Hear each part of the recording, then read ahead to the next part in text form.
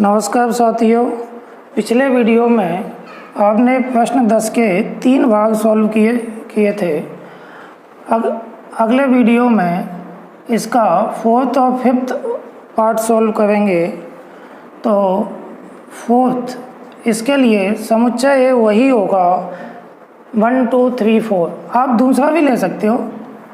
एक एग्जाम्पल लेते हैं इसका। R इक्वल यह लिखा हुआ है 1 1 2 2 3 3 4 4 1 3। स्वतुल्य चेक करते हैं।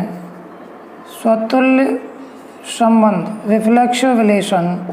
आपको बताया था कि समुच्चय A के यदि सभी अवयवों का डबल R में है तो वो स्वतुल्य संबंध कहलाता है। 1 का डबल है, 2 का है, 3 का है, 4 का है, एक्स्ट्रा और है तो उसे नहीं देखते।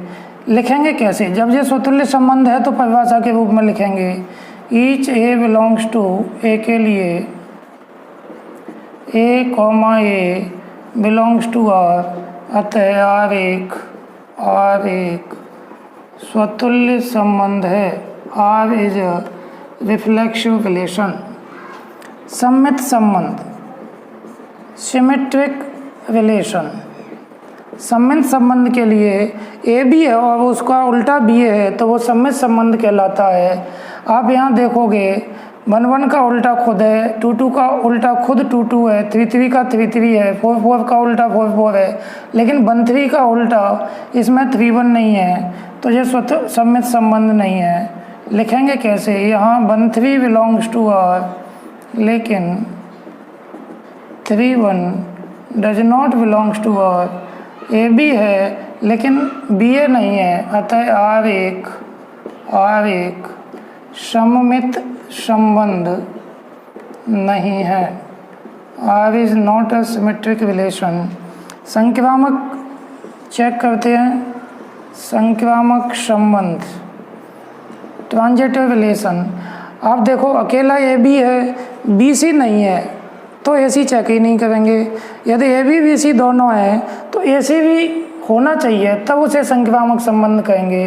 अब आप देखो 1 1 अकेला A B है, 1 3 भी है, 1 1 और 1 3 1 1 है, 1 3 है, लेकिन AC 1 3 होना चाहिए तो 1 3 हैगा। 2 2 2 से कोई और स्टार्ट नहीं है, अकेला A भी है। 3 3 3 से कोई और स्टार्ट नहीं है, अकेला A भी है। 4 4 4 से कोई स्टार्ट नहीं है, अकेला A भी है। 1 3 और 3 से स्टार्ट है, 3 3 तो AC 1 और 3 होना चाहिए। 1 3 है तो इसमें A भी है, BC है तो AC भी है। संक्रामक संबंध है। यदि वो संक्रामक है तो परिभाषा के रूप में लिखेंगे सभी ABC बिलोंग्स टू A के लिए AB बिलोंग्स टू R तथा BC belongs to R। This imply that A, C belongs to R, अतः R एक संक्रामक संबंध है। R is a transitive relation. Next part देखते हैं। 5वें भाग को सिद्ध करना है कि स्वतुल्य नहीं है लेकिन सममित और संक्रामक है। तो एक ऐसा एग्जाम्पल लेना है जो स्वतुल्य नहीं है, सममित और संक्रामक दोनों हैं। तो एग्जाम्पल बोर्ड पे लिखा हुआ है R इक्वल 2 3 3 2 2 2 3 3। इसके स्थान पे आप दूसरे क्रमित युग्मों का संबंध आप ले सकते हैं। प्रैक्टिस करोगे तो आपको कौन से क्रमित युग्म लेने हैं इनका पता चल जाएगा। नंबर 1 स्वतुल्य संबंध रिफ्लेक्सिव रिलेशन।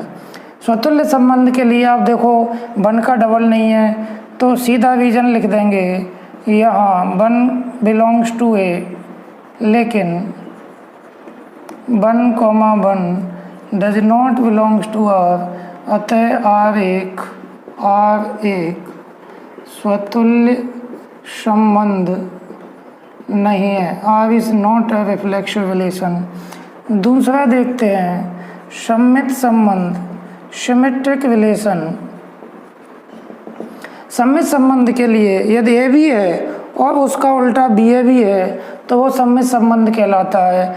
देखो 2 3 है, इसका उल्टा 3 2 भी है। 2 2 है, 2 2 का उल्टा खुद 2 2 होता है। 3 3 है, 3 3 का उल्टा खुद 3 3 होता है। तो ये सम्मित संबंध है। परिभाषा के रूप में लिखेंगे सभी A comma B belongs to A के लिए A comma B belongs to R, this imply that B comma A belongs to are.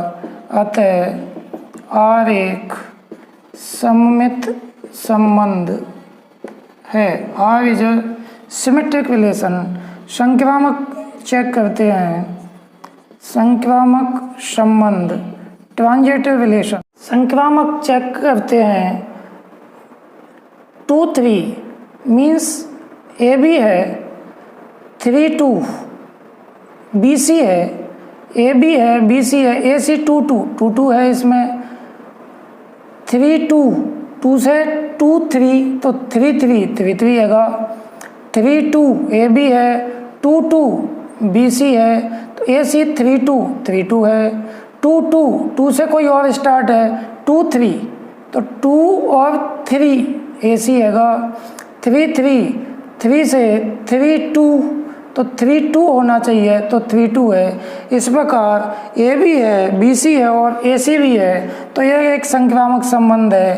परिभाषा के रूप में लिखेंगे सभी A comma B comma C belongs to A के लिए A comma B belongs to R तथा B comma C belongs to R, this imply that A comma C belongs to are.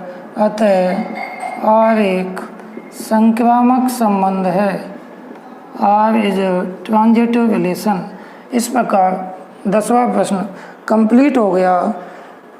अगला प्रश्न अगले वीडियो में शेयर करेंगे। धन्यवाद।